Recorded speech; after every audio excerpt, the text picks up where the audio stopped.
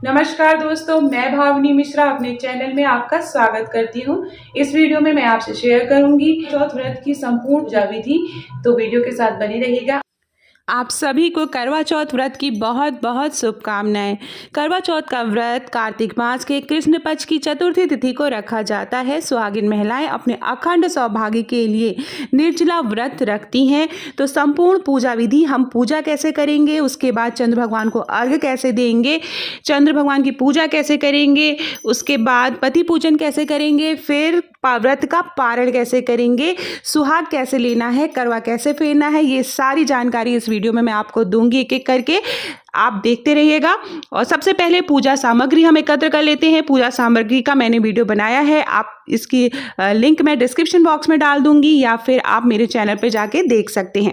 सबसे पहले हम तैयारी कर लेते हैं। तो जैसा कि मैंने 2 मिट्टी का करवा लिया है और 1 पीतल का करवा लिया है। हर साल मैं इसी तरह पूजा करती हूँ।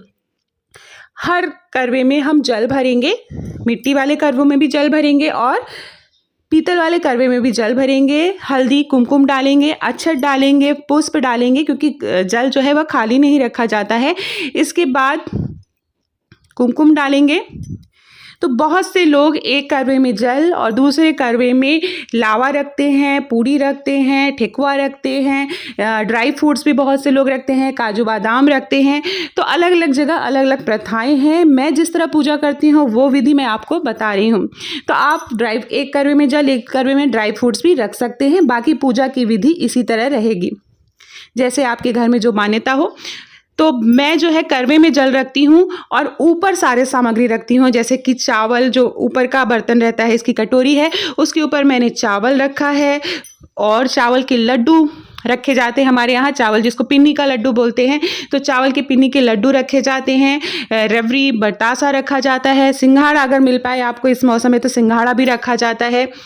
तो इस तरह से रबड़ी, गट्टा, बताशे जो है ये सारी चीज़ें हम करवे के ऊपर रखेंगे। इस तरह से करवे के ऊपर जो पात्र होता है उसके ऊपर हम रखेंगे।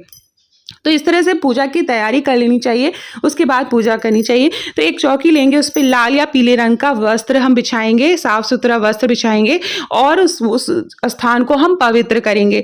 गंगा जल से आचमनी करेंगे, खुद को पवित्र करेंगे। उसके बाद सबसे पहले ये इस तरह की जो है फोटो मार्केट में मिलती है, तो उसको स्थापित करेंगे। फोटो न मिल पाए तो आप नेट से निकाल सकते हैं या फिर प्रतिमा बना सकते हैं, या शिव परिवार की फोटो भी आप रख सकते हैं।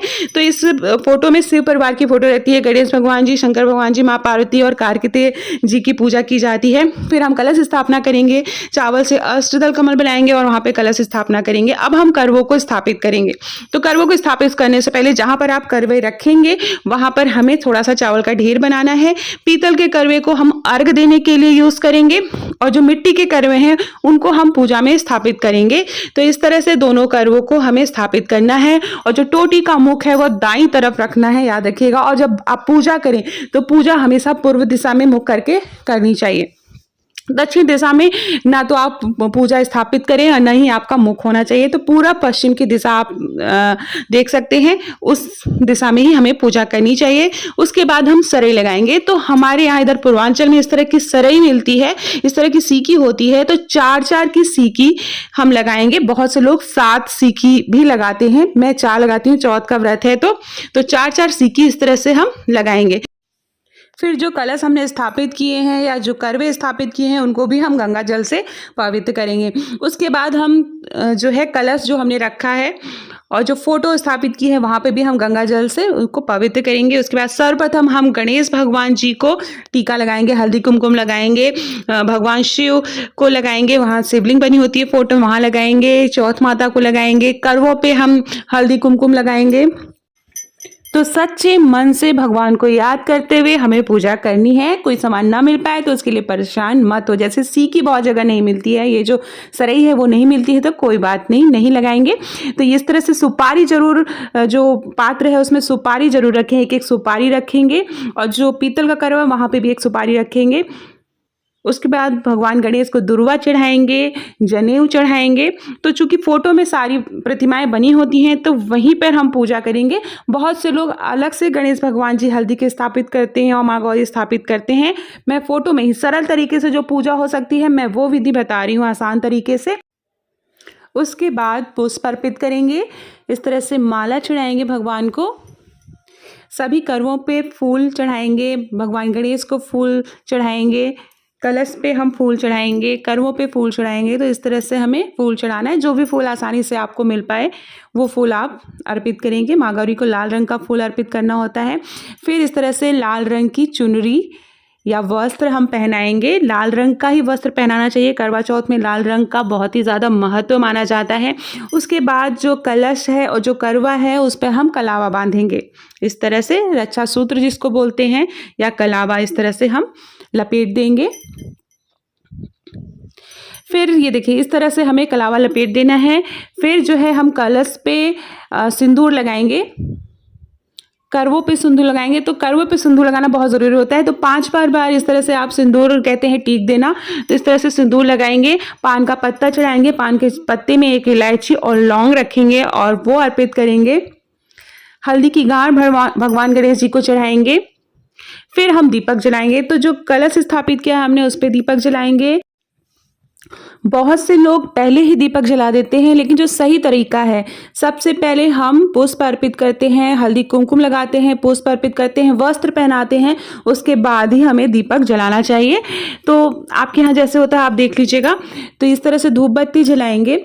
उसके बाद हमें फल अर्पित करना है। तो जो भी फल आसानी से आपको मिल पाए मार्केट में, तो ये देखिए नारियल बहुत ही शुभ माना जाता है, तो नारियल चढ़ाएंगे। बाकी जो फल है वो 4-4 की संख्या में चढ़ाएंगे, क्योंकि जैसा कि मैंने पहले बताया कि चौथ का व्रत है, तो जो भी फल है वो 4-4 की संख्या में चढ़ाएंगे। Dry fruits चढ़ाएंगे। इस जो व्रत है इसमें मेवे जरूर चढ़ाए जाते हैं, जिसको हम जो है ड्राई फ्रूट्स कहते हैं, जैसे काजू बादाम, जो भी आसानी से उपलब्ध हो पाए, या पंचमेवा आप चढ़ा सकते हैं, तो वो हम चढ़ाएंगे। चावल के जो लड्डू हैं उनका विशेष महत्व होता है, तो चावल के लड्डू हम चढ़ाएंगे। चावल के लड्डू का भी वीडियो कैसे बनाना है वो मेरे चैनल पर आप जाके देख सकते हैं। उसके बाद माँ को बिंदी लगाएंगे। ये देखिए जो भी श्रृंगार का आप सामान चढ़ाएंगे उससे हम एक बिंदी लगाएंगे। माँ को चूड़ी जो है वहाँ पे हम चढ़ा देंगे। फिर हम ये बाया की थाली या सुहाग की थाली वहाँ पे रखेंगे, वो माँ को चढ़ाएंगे ये इस तरह से। तो ये बाया की थाली या सुहाग की थाली, जिसे पूजा के बाद, पारण करने के बाद व्रत के, सासू माँ को देख के सासू माँ का आशीर्वाद लिया जाता है। और बाया की थाली और सुहाग की थाली से जुड़े हुए बहुत सारी जो सवालों के जवाब है वो मेरे चैनल पर आपको मिल जाएगा। वहाँ पर एक वीडियो मैंने बनाया है अभी रिसेंटली, आप वहाँ से देख सकते हैं।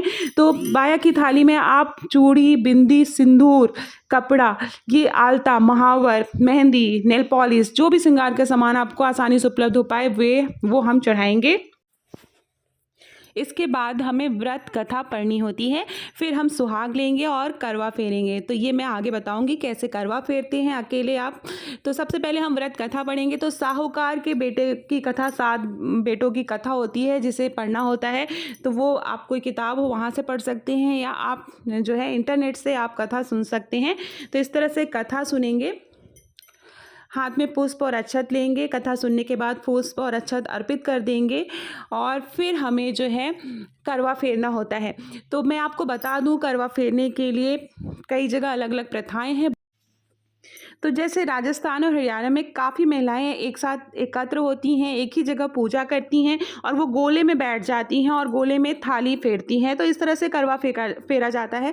लेकिन अगर आप अकेले पूजा कर रहे हैं तो हम करवा कैसे फेरेंगे उसका मैं तरीका आपको बताऊंगी। तो मैं जिस तरह करवा फेरती हूँ वो देखिए इस तरह से, ये करवा है तो दाहिना करवा बाएं तरफ और बायां करवा हमें दाहिने तरफ रखना होता है। ऐसा माना जाता है कि एक करवा माँ पार्वती का होता है। तो इस तरह से हमें देखिए क्रॉस हाथ करके हमें करवा फेरना होता है। इस तरह से दाहिना करवा बाईं तरफ और बायां करवा दाहिनी तरफ फेरते हैं।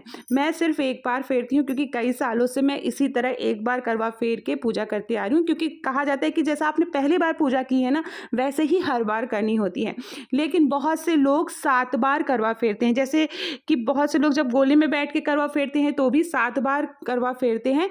उसके बाद हमें सुहाग लेना रहता है। तो इस तरह से सुहाग मैं कैसे लेती हूँ, 7 बार सिंदूर जो है माँ को चढ़ाती हूँ, गौरी माँ को। और ये देखिए सिंदूरा अपना जरूर लें, जो शादी का सिंदूरा होता है उसी से सुहाग चढ़ाना रहता है। उसके बाद फिर हाथ धो लें और फिर माँ से 7 बार अपने मांग में सिंदूर इस तरह से भरेंगे। 7 बार हमें भरना है। तो बहुत से लोग पूछते हैं कि सुहाग कैसे लेते हैं। बहुत से लोग 5 बार सिंदूर चढ़ाते हैं और 5 बार सुहाग लेते हैं। लेकिन याद रखिए, जब आप सुहाग लें तो वापस माँ को सिंदूर जरूर चढ़ाएं। तो इस तरह से पूरी सुहाग लेने की प्रक्रिया पूरी होती है। इसके बाद हाथ धो लें और फिर से माँ गौरा को आप 7 बार सुहाग, देखिए इस तरह से हाथ धो लेना है। ऐसा माना जाता है कि जब आप सुहाग लेते हैं, अपने सिंदूर लगाते हैं मांग में, तो हाथ जूठा हो जाता है। तो फिर से हाथ धोना है और इस तरह से फिर से 7 बार माँ को सिंदूर चढ़ाना है। तो ये इस तरह से सुहाग लिया जाता है। बहुत से लोग 3 बार लेते हैं, बहुत से लोग 5 बार लेते हैं। मैं 7 बार लेती हूँ। मैं जैसे करती हूँ, मैं एकदम वैसे ही आपको विधि बता रही हूँ। उसके बाद इस तरह से हाथ में पुष्प लेंगे, भजन कीर्तन करेंगे। आप भजन कीर्तन कर सकते हैं, करवा चौथ के गाने गा सकते हैं, आप जो है नेट से देख सकते हैं, वहाँ से गाने गा सकते हैं। उसके बाद हमें अंत में क्षमा प्रार्थना करनी है। इस तरह से हाथ जोड़ के माँ से विनती करनी है कि हमारा सुहाग बनाए रखिएगा और हमसे कोई भी भूल चूक हुई हो तो हमें माफ़ करिएगा माँ, कोई भी गलती हो गई हो तो उसे माफ़ करिएगा। इसके बाद हमें चंद्र उदय का इंतज़ार करना है। तो आगे मैं बताऊंगी कि चंद्र भगवान की पूजा कैसे करनी है और चंद्र भगवान को अर्घ्य कैसे देना है, चलनी में चांद कैसे देखना है, किसको पहले देखना है और पति की पूजा कैसे करनी है और पारण कैसे करेंगे।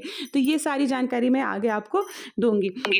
अब जो पीतल का करवा हमने रखा था, उससे हमें चंद्र भगवान को अर्घ्य देना है, तो पूजा में रखेंगे। तो आपको चंद्र भगवान की पूजा देखिए इस तरह से, जैसे चंद्रोदय होगा तो चंद्र भगवान को चलनी में पहले देखना है और अभी पति को नहीं देखना है। अभी चंद्र भगवान को देखेंगे चलनी में, उसके बाद चंद्र भगवान की हम पूजा करेंगे। इस तरह से एक थाली ले लेंगे, गोल आकृति बनाएंगे, उस पे हम जो है चंदन चढ़ाएंगे, सफेद चंदन अगर मिल पाए, वस्त्र चढ़ाएंगे, पीले या सफेद रंग का वस्त्र आप चढ़ा सकते हैं, हल्दी कुमकुम अक्षत चढ़ाएंगे, फल चढ़ाएंगे, जो भी मिठाई आप भोग में आपने बनाई है सफेद रंग की मिठाई चढ़ाएंगे, दीपक जलाएंगे। तो इस तरह से भगवान की हमें पूजा करनी है और उसके बाद हमें अर्घ्य देना है। तो अर्घ्य देने का देखिए तरीका ये होता है कि इस तरह से अर्घ्य दिया जाता है, लेकिन हमारे यहाँ अर्घ्य देने का तरीका थोड़ा अलग है।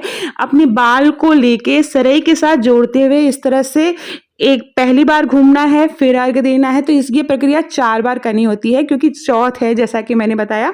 तो इस तरह से हाथ में बाल गीला करते हुए सरई एक साथ में लेके इस तरह से हमें 4 बार फेरा करना है और 4 बार भगवान को अर्घ्य देना है। फाइनली जब चौथे बार आप अर्घ्य दें तो पूरा जो जल है वो भगवान को अर्पित कर दें। आप चाहें तो जल को किसी पात्र में एकत्र कर लें और फिर बाद में साफ सुथरी जगह आप उस जल को डाल सकते हैं। फिर से आपको चलनी में चांद देखना है। चलनी में चांद देखने के बाद अब आपको पति को देखना है। इस तरह से चल्ली में देखते हुए इस तरह से चल्ली में आप दिया जला सकते हैं। बहुत से लोग 4 दीपक जलाते हैं। तो इस तरह से हमें फिर पति को देखना है।